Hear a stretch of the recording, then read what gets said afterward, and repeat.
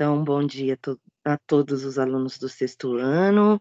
Hoje nós vamos começar a aula lendo a página 179 do livro e respondendo algumas questões, fazendo correção. Espero que vocês estejam bem. Vamos falar hoje sobre as diferentes etnias indígenas que viveram no Brasil. Então, a Pro vai fazer primeiro uma leitura, tá? Da página 179. Etnias diferentes. Já conhecemos alguns grupos indígenas que habitaram o Brasil no passado, como os povos do Sambaqui. Vamos conhecer mais dois grandes grupos, mas lembre-se, estima-se que havia mais de 1.000 etnias diferentes no território brasileiro quando os europeus chegaram. Imagine então a grande diversidade cultural que era o nosso país no passado. Só lembrando para quem foi chegando na nossa aula, lembra de entrar e aí desliga o microfone. Se tiver alguma dúvida, aí vocês podem abrir o microfone e perguntar, tudo bem? Então, por Sim, enquanto, ok. Então, por enquanto, deixa todo mundo o microfone desligado, tá bom? Vamos falar Pro. sobre os povos. Oi, dúvidas? É filosofia? Agora é história, depois filosofia, tá bom? Sim. Então, depois a gente vai ler o texto de filosofia, aí eu explico direitinho. Então, vamos lá. Povos ceramistas do Norte, página 179. A região de floresta tropical, no norte do Brasil, foi uma das últimas a ser ocupadas pelos europeus, que durante muitos anos concentraram sua colonização próximo ao litoral. Além dos grupos que já viviam nas regiões de floresta, muitos povos indígenas que viviam nas proximidades das áreas ocupadas pelos europeus acabaram migrando para pontos mais afastados. As informações que temos sobre essas sociedades do passado vieram de escavações arqueológicas e relatos históricos de pessoas que estiveram na região em diferentes épocas e da análise do modo de vida das populações indígenas do presente que mantiveram costumes e tradições de seus antepassados. Uma característica importante desses grupos, que pertencem a várias etnias, é a fabricação de utensílios de cerâmica. O grupo que viveu na Ilha do Marajó entre 400 e 1300 produziu cerâmicas ricamente decoradas. Acredita-se que essas pessoas pertenciam a um grupo de língua aruaque. Aí na página 179 vocês podem ver que a primeira fotografia é uma fotografia de uma cerâmica, tá? Dos povos que habitaram justamente a Ilha de Marajó e que produziram esse rico patrimônio da cerâmica, tá? Sobre os povos Tupi-Guarani. É comum escutarmos a expressão Tupi-Guarani para se referir a grupos indígenas, sobretudo com relação a palavras indígenas que usamos até hoje. Mas isso é uma invenção dos colonizadores, ou seja, dos europeus, quando eles chegaram aqui. Aliás, os Tupi e os Guarani se dividiam ainda entre vários outros grupos com nomes diferentes. Os colonizadores, portugueses e espanhóis, fizeram contato com esses grupos e identificaram línguas parecidas. Assim, instituíram uma língua tupi-guarani, ou uma língua geral para se comunicar com os grupos indígenas. Apesar da denominação Tupi-Guarani, os vestígios da cultura material desses grupos são bem distintos. Então, como a gente pode ver, é, uma das características materiais que ainda predominam os povos que herdaram a cultura dos tupi-guaranis são a produção de cestas bem adornadas, né? Tá vendo que bonita? É a segunda fotografia da página 179, tá? Então, mas ainda assim, foram encontradas cerâmicas com estilos diferentes dos povos do norte, restos de cestas com trançados diferentes, entre outros objetos. Contudo, podemos afirmar que em comum tinham a prática da agricultura, principalmente da mandioca e do milho, como vocês falaram na aula de ontem. Ainda há várias pessoas descendentes desses grupos indígenas vivendo no Brasil, no Paraguai, na Argentina e no Uruguai. página 180.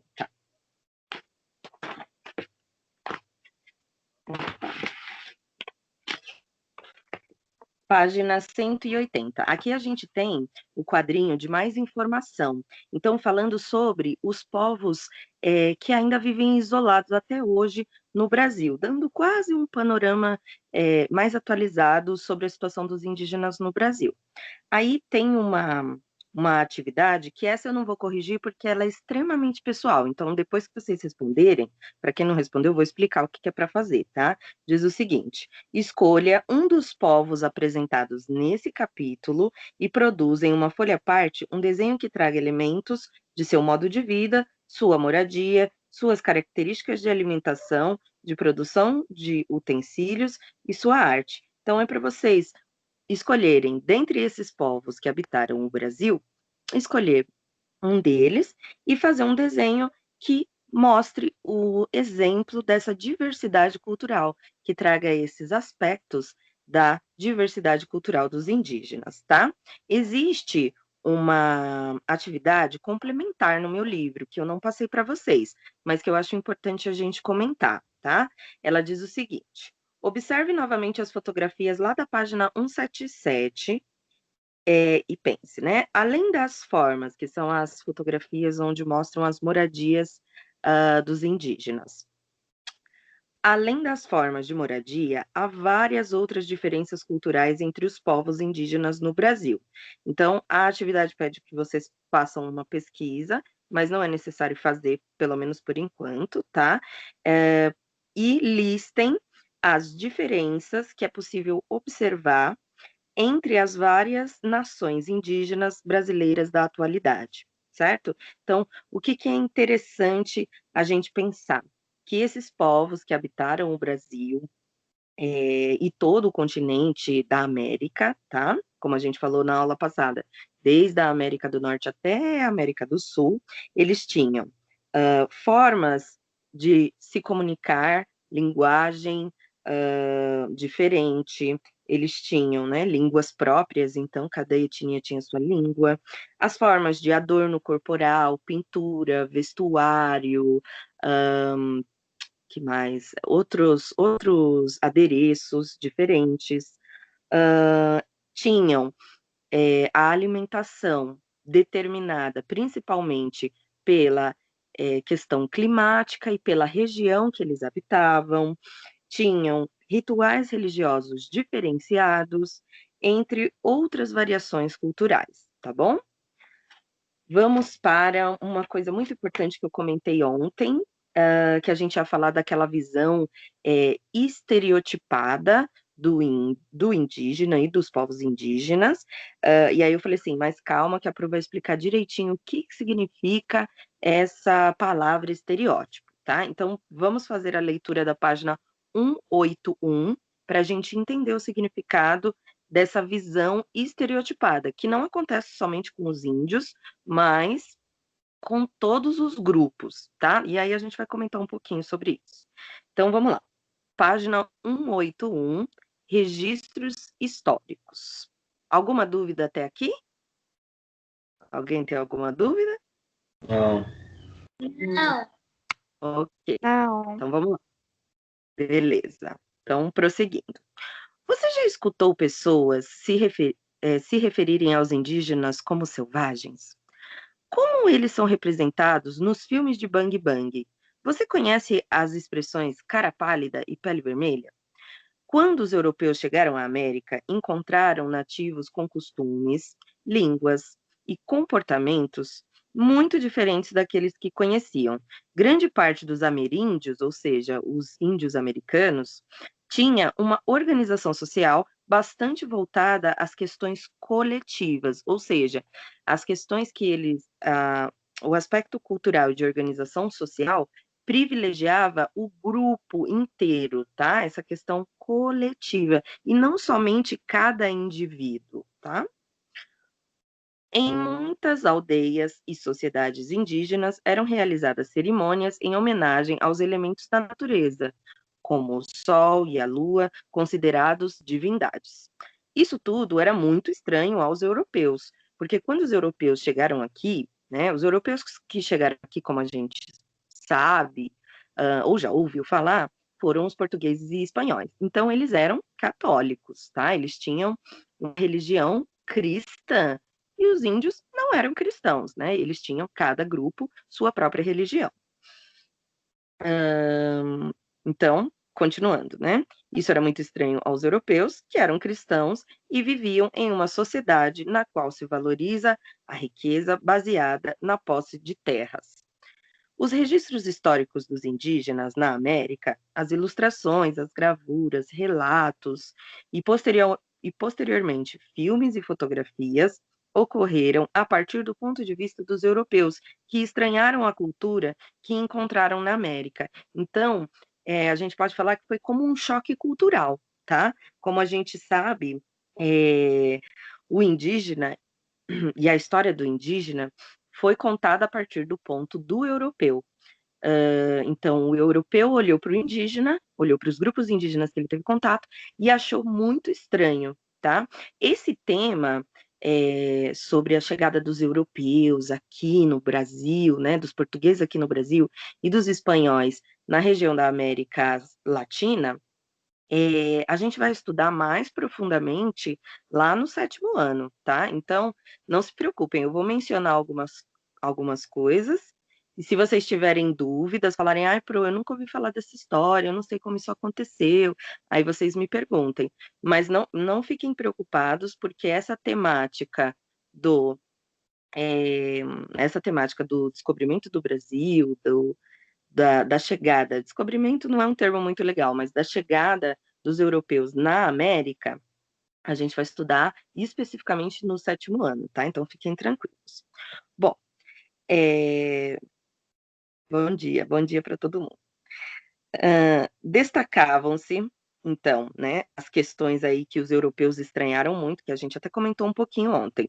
Destacavam-se a nudez, as formas de religião, a alimentação considerada exótica, as formas de moradia, enfim, elementos que foram interpretados como coisas negativas. Com isso, criou-se um estereótipo que, ao longo do tempo, se tornou cada vez mais frequente nas formas de representar os indígenas na América. Então, o estereótipo é uma generalização, tá? Se a gente observa lá na página 181, nós temos que o estereótipo é um modelo, nós temos o significado, que estereótipo é um modelo simplificado, muitas vezes preconceituoso, que se toma como um padrão. Então, nessa visão europeia, né, dos elementos culturais e do modo de vida, da visão de mundo dos indígenas, criou-se um padrão, como se todos os indígenas fossem iguais e não houvesse distinção cultural entre eles, e de uma forma pejorativa, por isso que no significado está falando que é preconceituoso, tá? Quais são os nossos exemplos? Aqui nós temos, na primeira imagem, tá? As aventuras do cowboy norte-americano Tex Willer contra os Pele Vermelhas, contadas em histórias em quadrinho que fizeram muito sucesso nas décadas de 1940 e 1950. Então a gente tem a imagem do cowboy, que é um homem branco, corajoso, e o índio numa postura violenta ali, segurando uma faca, armado, como se o índio fosse violento. Quando a gente estuda a história dos Estados Unidos, da formação dos Estados Unidos, o que a gente percebe? Que ela tem uma relação muito parecida com a história do Brasil. Então, quando os portugueses chegam no Brasil, os indígenas começam a correr das regiões litorâneas para fugir dos colonizadores. Por quê? Porque os colonizadores começaram a querer fazer os indígenas trabalhar de forma sob o sistema de escravidão, e os indígenas viviam livres na terra deles, né? Eles não queriam trabalhar para esses europeus que acabaram de chegar aqui numa terra que eles habitaram durante milhões de anos, milhares de anos, né? Então, eles fugiram para o interior do Brasil, onde os portugueses ainda não conseguiam chegar. E nos Estados Unidos vai acontecendo a mesma coisa. O homem branco que chega lá, os ingleses, os franceses que também quiseram ocupar, mas principalmente os colonos ingleses que são mandados para a região que hoje é os Estados Unidos, eles começam a perseguir os indígenas, porque eles querem ocupar as terras onde os indígenas moravam, tá? E aí eles começaram a criar essa imagem negativa e estereotipada do indígena, como se o indígena fosse um selvagem, não tivesse civilidade, tá? A gente tem que entender que nesse período a visão europeia, a visão das populações da Europa era considerada, entre aspas, a mais importante, é o que hoje a gente chama de visão eurocêntrica do mundo. Então, os europeus olhavam para as outras civilizações, tanto aqui da América, como as civilizações que viveram na África, no Oriente Médio, na Ásia, como se eles fossem menos desenvolvidos do que os europeus. Os europeus se consideravam os melhores do mundo, tá? Como se a cultura deles fosse a referência. Só que a gente tem que entender que cada cultura tem as suas características, nenhuma cultura é melhor do que a outra, certo? Por isso que essas visões de estereótipos e que são preconceituosas, elas são ruins, tá? Porque elas não mostram a verdade sobre essa população. Na segunda imagem, a gente tem também um exemplo dos filmes norte-americanos, sobretudo naqueles de bang bang, sabe? De duelo, que eles estão no Velho Oeste, onde os indígenas nativos dos Estados Unidos são denominados peles vermelhas, tá? E também são representados como arruaceiros, cruéis, aqueles que atacam os cowboys. É bem parecido com essa visão da história em quadrinho, tá? Então, o indígena é como se ele fosse um grupo violento, quando na verdade ele estava reagindo, né? Se a gente for ser um pouco mais justo nessa visão, ele estava reagindo a uma invasão que ele estava sofrendo das terras dele, do lugar que ele sempre viveu, que ele viveu livre, entre outros detalhes, tá? Que a gente vai falar um pouco mais para frente. Deu para entender o que é essa visão do estereótipo, esse conceito de estereótipo dos indígenas? Conseguiram entender? Sim. Sim. Sim. Depois a Pro vai mandar para vocês. Eu sei que a gente está falando dos indígenas, mas eu vou mandar para vocês outros exemplos do que é o estereótipo. Por exemplo, eu vou pensar num exemplo agora. Se a gente falar assim, como um estrangeiro enxerga um brasileiro? Se um estrangeiro for falar, olha, isso é o sinônimo de ser brasileiro, é isso aqui que significa ser brasileiro. Quais elementos ele vai citar? Quais elementos a gente pode considerar que ele vai citar? Macaco, primeiro, que muitos estrangeiros. Eles pensam que a gente vive na selva, que aqui não tem prédio, não tem internet, não tem nada dessas coisas. Mas ao contrário, a gente tem tudo. Boa, muito boa. Quem falou? Diego? Cadê? Quem tá aqui? Quem que deu a resposta? Eu, Diego. Ô, Diego, parabéns, você tá certinho, né? Eu sempre escuto assim, que o estereótipo do brasileiro é carnaval, tá? Ai, brasileiro fica o ano inteiro fazendo festa de carnaval, né? A floresta amazônica, então, essa teoria aí de que só tem macaco na cidade, né? Na verdade, eles nem veem que tem cidade aqui, mega cidades no Brasil, né? Essa é uma visão estereotipada do brasileiro, porque a gente sabe que o nosso país tem muitas regiões distintas e outros detalhes, né? Outra coisa do estereótipo do brasileiro. Todo brasileiro sabe jogar futebol, todo brasileiro é louco por futebol, né? Então, carnaval, floresta O amazônica, brasileiro gosta de samba. e todo brasileiro gosta de samba, exatamente, né? O que não é verdade, porque nós somos pessoas distintas, com gostos distintos, enfim. Diferente. Essa é uma visão, esse é outro exemplo de uma visão estereotipada. Oi, alguma dúvida? Não. Não? Alguém quer falar alguma coisa, fazer um comentário? Não. Então tá, então vamos para a página 182. E aí já já a gente vai encerrar para começar a filosofia, tá?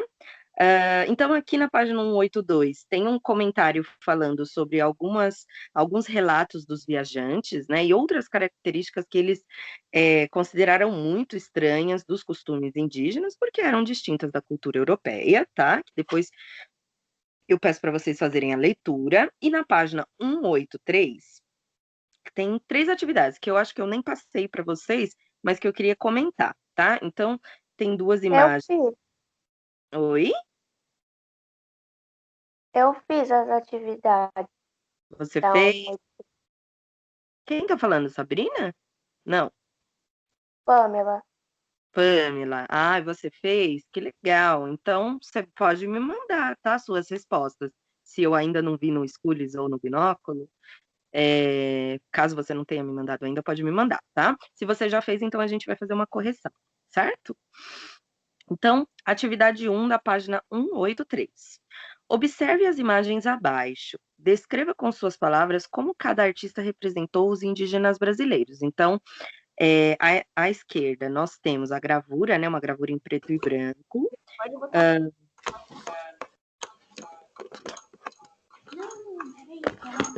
Oi. Gente, ó, microfone desligado por enquanto, tá? Obrigada. Bom, à esquerda nós temos a gravura de Theodore de Bry, que chama Combate de Índios, produzida por volta do ano de 1560. E à direita nós temos a Índia, ai, nossa, o Bruno não está enxergando, a Índia Tarairiu, tá? Tapuia. É uma obra de 1641 do holandês Albert Eckhout, que viveu alguns anos no Brasil no século XVII. Bom, o que a gente pode pensar refletindo sobre essas imagens, tá? A escolha, né, de como representar os indígenas em situação de conflito, por exemplo, na gravura, o uso das canoas, de arcos e flechas, o uso de cesto para o transporte, a forma que os indígenas enfeitam os corpos nas diferentes situações, entre outras coisas. É importante analisar as imagens com bastante cuidado, observando atentamente os pequenos detalhes. Então, primeiro, os índios estão aqui numa batalha, né, adornados de determinada maneira, e aqui na segunda imagem, a gente tem uma indígena, uma mulher, carregando ali um cesto, que, se eu não me engano, tem. Bom, não sei, não dá para identificar. A imagem está muito pequenininha no livro, no meu, pelo menos. Acho que no de vocês está um pouquinho maior, tá? Questão 2. um pé. É um pé? Sim. É um pé, é verdade. É um pé. Agora eu vi, eu olhei bem de pertinho. Ah, sim, porque tinha a questão lá da antropofagia, né? Então, questão 2. Que tipos de informação os registros históricos podem nos oferecer? São diferentes dos dados arqueológicos? Então, vamos lá. Os registros históricos, escritos ou iconográficos são as imagens, as gravuras, as pinturas, tá? Permitem que conheçamos aspectos da vida cotidiana dos povos indígenas, coisa que dificilmente conseguimos com os vestígios arqueológicos, já que os hábitos, a forma de decorar o corpo, os rituais, entre várias outras práticas, deixam pouco ou quase nada de restos materiais, mas podem estar relatados em textos ou em imagens, tá? Então, os registros dos viajantes, eles trazem detalhes que que somente os objetos, né, as escavações das cidades, das construções, não podem nos contar. Então, os registros escritos e iconográficos, eles são mais ricos no sentido de deixar bem claro como conhecer a vida dos indígenas, o modo de vida cotidiano, ou seja, o dia a dia deles. Tudo bem? Questão 3. A questão 3 era para fazer um desenho, então eu também não vou fazer a correção, tá? Depois vocês me mandem. Alguma dúvida até aqui? Alguma dúvida? Não. Não. Não. Tranquilo. Então tá. Então, ó, vamos lá para a página. Não vai comentar o Zoom cultural, tá? Porque vocês sabem que o Zoom cultural ele é uma parte para ampliar essa nossa visão cultural, mas eu peço que vocês façam a leitura, porque talvez seja parte da pesquisa bimestral o Zoom cultural, tá? Então, façam a leitura, é muito interessante, sobre muitas obras originais que os europeus levaram dos indígenas na época do descobrimento para museus e para a Europa, para mostrar como os povos daqui eram exóticos, eram diferentes, e muito, muito provavelmente também para demonstrar como eles eram diferentes dessa cultura cristã. E aí essas obras, algumas são roupas, cocares, vestuário, entre outros objetos, eles pertencem aos museus da Bélgica, da Inglaterra e de outros países europeus até hoje, tá? Mas aí depois eu faço um comentário sobre isso, gente. Como a nossa aula de história hoje é só uma bem curtinha, então a Pro vai encerrar por aqui, tá?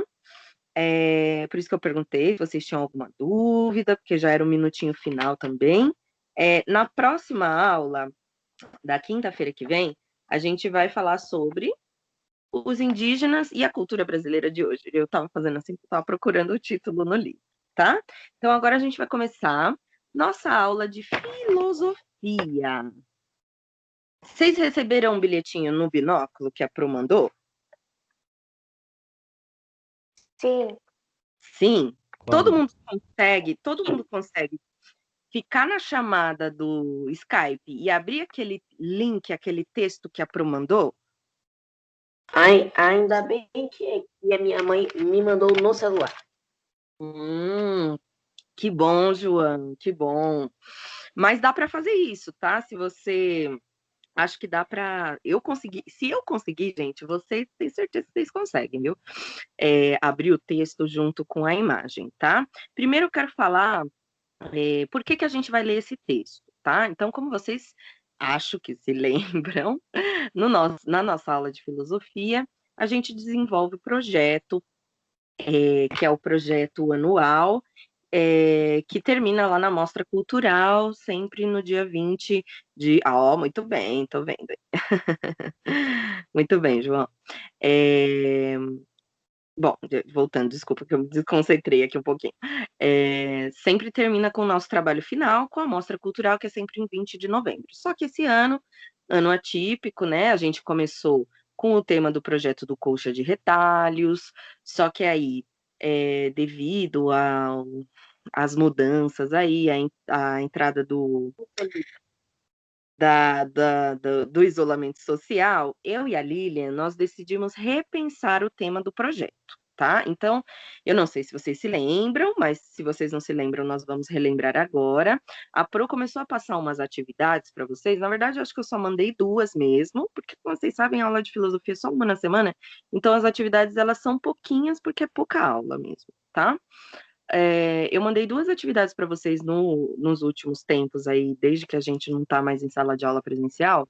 A primeira falava sobre autoconhecimento, e aí tinham aquelas perguntas lá. Eu me animo quando? Eu tenho medo de? Eu gosto quando? Né? E que eram perguntas assim, que a gente chama de perguntas sobre inteligência emocional e sobre autoconhecimento mesmo, né? Que é um elemento importante para ter inteligência emocional e para desenvolver as competências socioemocionais. Essa primeira atividade eu chamei de missão dos superpoderes. Estão lembrados? Sim. Sim. Desse nome não, mas da atividade eu me lembro. Então tá bom. Lembrando, já tá bom. A segunda atividade, a Pro mandou para vocês, assim, ainda um pedacinho falando sobre autoconhecimento, e aí já falando sobre competências socioemocionais, tá? E aí eram 3 competências socioemocionais: foco, responsabilidade e entusiasmo. E aí eu até brinquei, falei assim, olha, faça uma carinha, e qual que é a carinha da responsabilidade? Qual é a carinha do foco? E aí eu recebi umas atividades muito lindinhas, que eu adorei, tá? E aí a segunda parte era para vocês fazerem um relato falando desse período do isolamento social, né? Então vamos lá. Por que mudar de tema? Tá? A gente sabe que esse momento está sendo muito complicado para todo mundo, né? Mas a gente sabe que quanto mais novo a gente é, às vezes a gente é mais sensível para determinadas situações, tá? Então, esse texto que a Pro escolheu, eu vou abrir aqui também, porque aí eu vou fazendo a leitura e aí a gente vai comentando juntos, tá? Esse texto que a Pro escolheu é um texto que vai falar sobre a saúde mental, ou seja, como os adolescentes, como as crianças podem se proteger, né? Proteger a sua saúde mental durante o surto do coronavírus, ou seja, durante esse, esse período de isolamento social. Esse texto é um texto que foi publicado lá em 27 de março, então bem no comecinho da pandemia, e é um texto que foi retirado, está ainda, é um artigo que está no site da Unicef Brasil, tá? Então eu vou fazer a primeira leitura, depois, assim como a gente fazia na aula, eu vou pedir para vocês lerem, ou quem quiser se voluntariar para fazer a leitura, vocês sabem que eu adoro os voluntários, então pode falar, ai, Pro, posso ler? Né? E aí a gente vai conversando sobre isso. Tudo bem? Sim. Então vamos lá. Como adolescentes podem. Sumiu até. Como adolescentes podem proteger sua saúde mental durante o surto de coronavírus? Estratégias para adolescentes que enfrentam uma nova, temporária realidade. O isolamento social, que se tornou tão importante para controlar o surto de coronavírus, está exigindo uma atenção com questões relacionadas à saúde mental de adolescentes.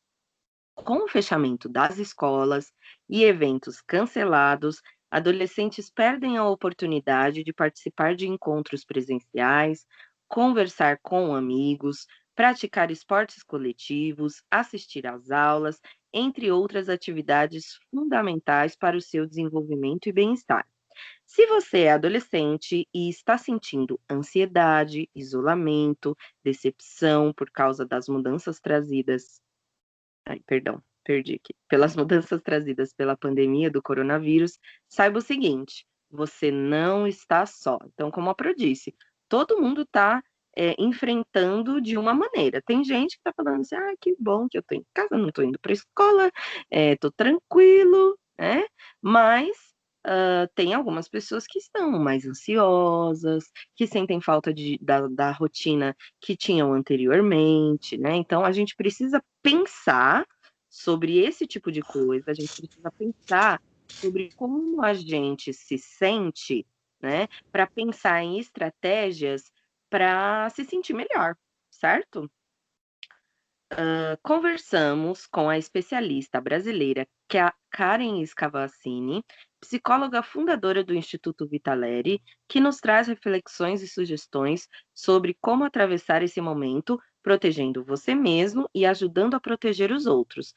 Também aproveitamos uma conversa da equipe do Unicef em Nova York com Lisa D'Amour, psicóloga especialista em adolescentes, autora de best-sellers e colunista mensal do New York Times, sobre o que você pode fazer para praticar o autocuidado e cuidar de sua saúde mental. E aí, quem é meu primeiro voluntário para ler o tópico? Primeiro tópico. Ninguém se voluntariar, eu vou escolher na lista. E agora? Pode ser eu. Pode ser eu, Pamela? Então pode ler o tópico 1. Lê pra gente lá, o comecinho do tópico 1. Aí depois a Pro vai pedir para você fazer uma pausa na leitura e aí a gente vai comentar. Pode começar, Pamela. 1. Reconheça que ter ansiedade é normal. Se o fechamento da escola e as manchetes alarmantes fazem você sentir ansiedade, você não é a única pessoa a passar por isso. Isso é comum. A psicóloga Karen Scavacini Tava assim.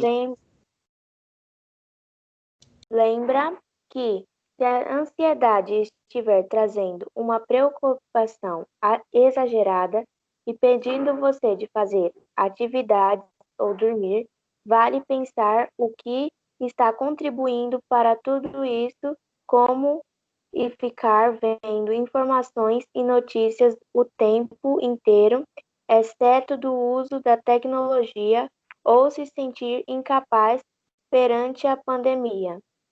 Muito bem, agora eu vou Continua? pedir. Não, peraí, agora eu vou pedir para você parar, tá? Obrigada, Pamela. Então, a gente tem que refletir o que está acontecendo, né? Primeiro, então, eu tenho uma pergunta para vocês. Vocês estão se sentindo assim, ansiosos? Estão vendo muitos jornais com notícias de atualização sobre o coronavírus todos os dias? Como que está sendo aí para vocês? Contem para mim. Na verdade, nem tanto. Pronto. Às vezes eu É vejo. exatamente. Ó, peraí, um de cada vez. O Diego começou falando, tem que ser um de cada vez, tá bom? Diego, foi você que começou falando? Eu acho que sim. Tipo, eu não vejo muita notícia. Eu vejo de vez em quando. Só de vez em quando, só para saber, assim, mais ou menos o que É, está acontecendo, né? Legal. Você acha que você está, assim, mais ansioso, mais nervoso, um pouco preocupado, muito na tecnologia, aí todo dia com celular, computador, eu com... acho que isso. Como eu eu não sei, mas eu acho que eu tô ficando mais. Não sei, eu tô ficando. Eu não acho que não sou mais ou menos um de antes, tipo, de alguns meses, de uns 5 meses pra trás. Mas, Entendi, tipo, entendi. eu também acho que tô. Um pouquinho ansioso, né? Bom, ó, a primeira coisa que eu tenho para falar sobre ansiedade, na verdade, é assim, como a psicóloga fala no texto, a ansiedade ela é normal, tá? Então a gente se sentir mais nervoso, um pouquinho assim, esperando, né, um retorno, esperando que as coisas melhorem logo, isso tudo é natural. A gente está vivendo um período único que a nossa sociedade não viveu em pelo menos 100 anos, tá? Então é uma experiência nova para todo mundo. Acho que vocês já devem estar cansados de ouvir falar sobre isso, mas nunca é demais, tá? Então, assim, existem estudos de psicologia que dizem que que a ansiedade é o mal do nosso século XXI. Então, todo mundo apresenta alguma característica de ansiedade. Então, não precisa falar assim, nossa, tô maluco porque eu sou ansioso. Então, respira fundo, né? Por isso mesmo que é importante a gente discutir sobre isso, porque às vezes a gente está se sentindo de uma maneira e a gente acha que é ou só a gente, né? Ah, estou sozinho no mundo me sentindo assim, ou então a gente aprende conversando e dialogando que a gente pode usar algumas estratégias para se sentir melhor, tá? Isabel, você queria falar? Eu ia dizer que é exatamente isso que acontece todo dia.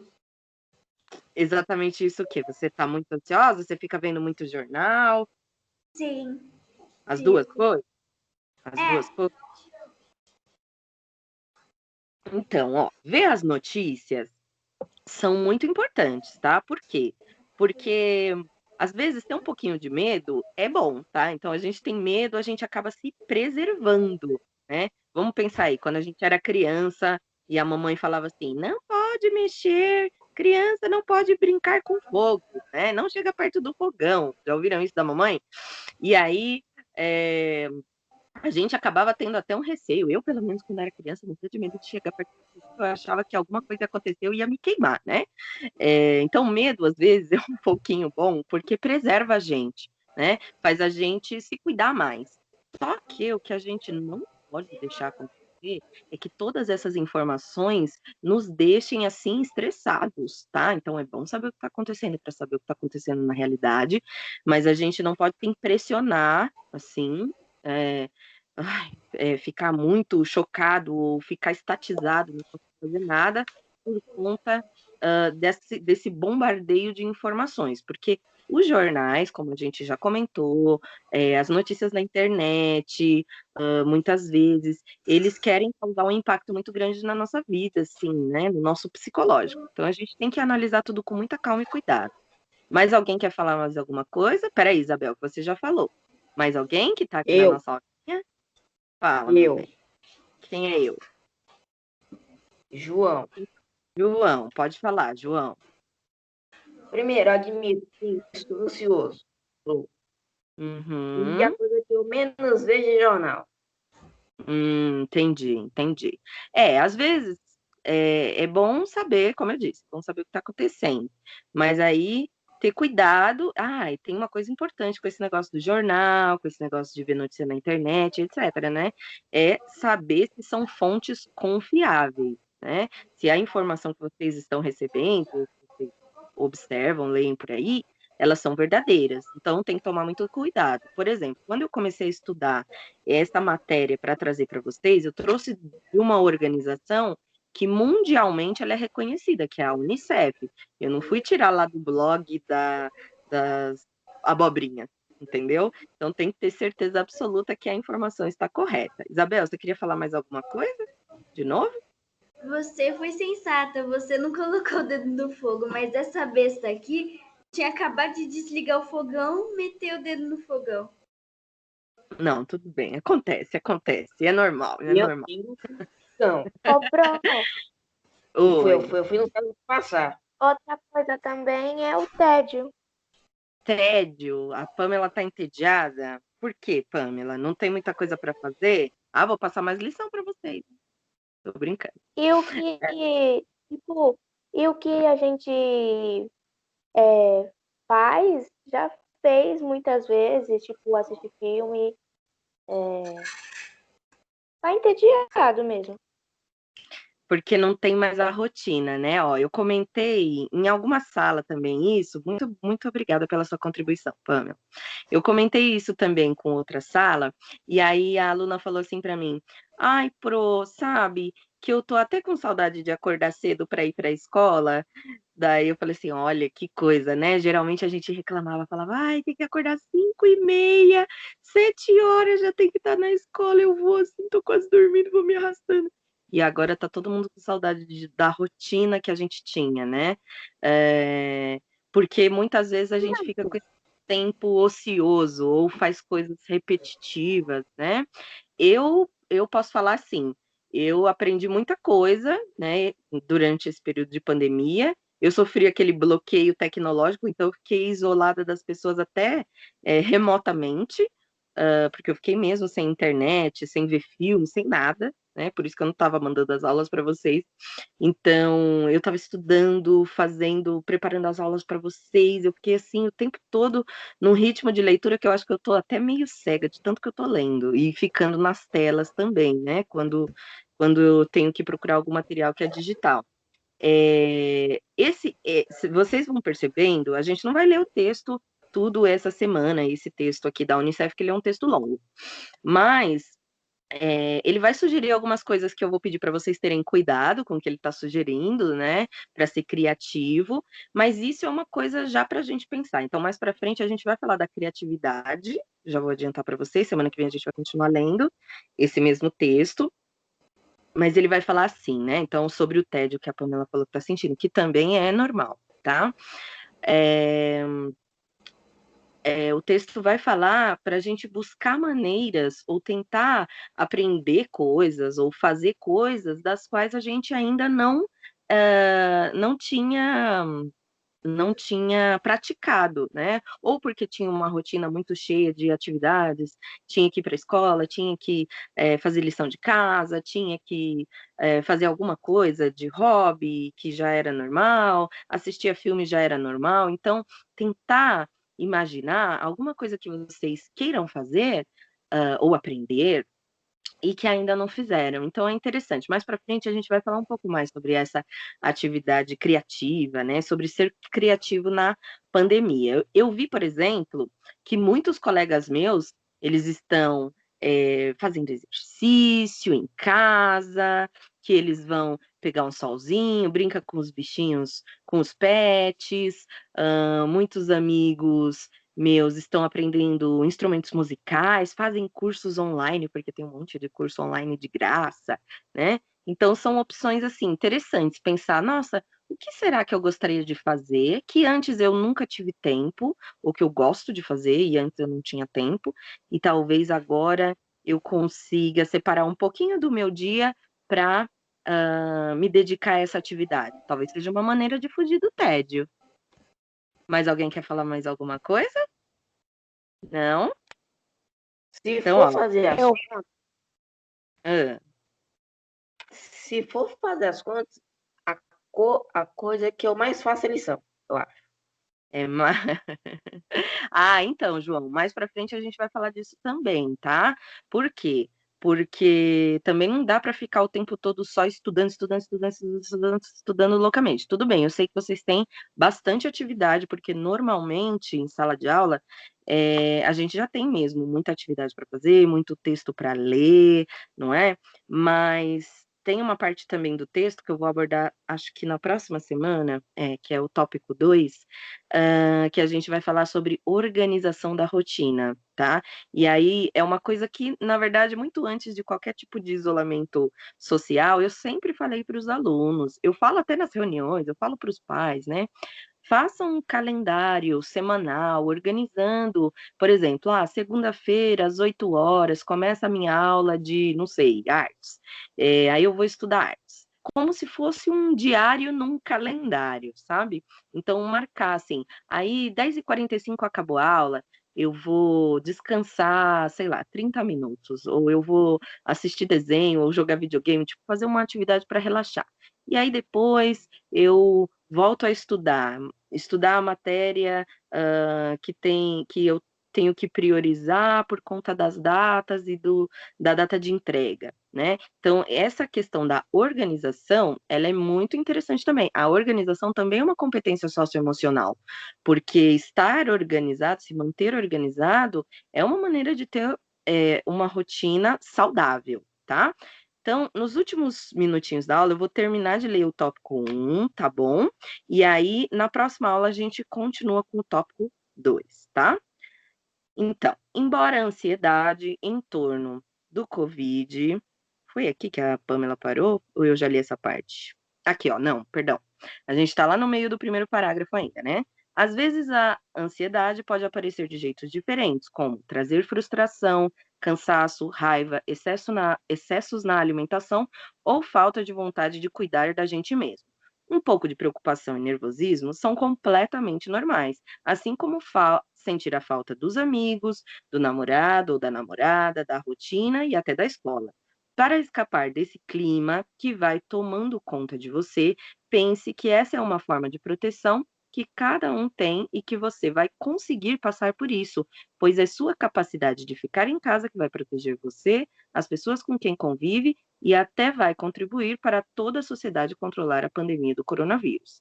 Embora a ansiedade em torno da Covid-19 seja totalmente compreensível, verifique se você está usando fontes confiáveis, como o site da Unicef e da Organização Mundial da Saúde, para obter dicas ou verificar qualquer informação que possa estar recebendo por canais menos confiáveis, é o que recomenda a psicóloga Lisa D'Amoro. Se você está preocupado com os sintomas, é importante falar com sua família sobre isso. Lembre-se de que as doenças causadas pela infecção do coronavírus geralmente são leves, especialmente para crianças e adultos jovens, diz L'Amoro. Também é importante lembrar que muitos dos sintomas da Covid podem ser tratados. Ela recomenda que você conte a seus pais ou uma pessoa adulta de confiança se você não estiver se sentindo bem ou se estiver preocupado com o vírus para que possam ajudá-lo. E lembre-se, há muitas coisas eficazes que podemos fazer para nos manter e manter as outras pessoas seguras e para ter um melhor controle da nossa situação, como lavar as mãos com frequência, não tocar o rosto, usar máscara, que não está aqui, mas que é essencial, e nos distanciar socialmente, tá? Então, na semana que vem, a Pro vai fazer a leitura do mesmo jeito, só que abordando o tópico 2, e também vai fazer um comentário final sobre esse último parágrafo, que agora já está acabando nossa aula, a gente vai para o intervalo. Então, se cuidem, o que eu tenho para falar para vocês é se cuidem, fiquem tranquilos, conversem com a família de vocês quando vocês estiverem se sentindo um pouco inseguro, ou com tédio, ou ansiosos, tá? Conversem com os professores, estamos aqui para isso, para apoiar vocês, tá? E fiquem tranquilos, porque logo, logo a vacina está chegando e a gente vai voltar para as nossas rotinas, as nossas atividades e vai sair desse tédio, tá bom? Não desanimem. E é isso que eu tenho para falar, pelo menos por enquanto, tá? Eu vou mandar um texto também com complementar com outras competências socioemocionais para a gente ir pensando em usar essas competências socioemocionais como estratégias para nos sentirmos melhor. Tudo bem? Sim. Então tá bom, gente, ó, vamos para o intervalo nosso. Bom final de semana para vocês. Adorei estar com vocês nessa semana, tá? E até semana que vem. Tchau, tchau. Até, tchau. Tchau, gente. Tchau, Cecilia. Tchau.